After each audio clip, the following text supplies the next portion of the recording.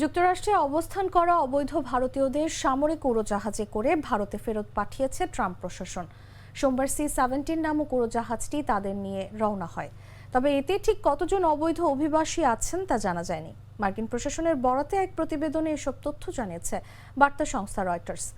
20 জানুয়ারি president হিসেবে আনুষ্ঠানিক শপথ নেওয়ার পরপরই যুক্তরাষ্ট্রে থাকা অভিবাসন প্রত্যাশীদের বিরুদ্ধে নির্বাহী আদেশ জারি করেন ডোনাল্ড ট্রাম্প। দেশের বিভিন্ন জায়গায় শুরু হয় অভিবাসন প্রত্যাশীদের ধরপাকড় ও নিজ দেশে ফিরিয়ে দেওয়ার কার্যক্রম।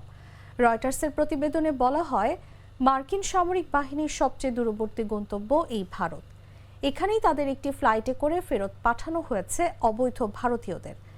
প্রতিবেদনে আরও বলা হয়, অবৈধ অভিবাসীদের তাদের নিজ দেশে ফেরত পাঠানোর ক্ষেত্রে সামরিক উড়োজাহাজ ব্যবহার বেশ ব্যয়বহুল। গত সপ্তাহে একটি ফ্লাইটে জনপ্রতি খরচ হয়েছে প্রায় $5,000 মার্কিন।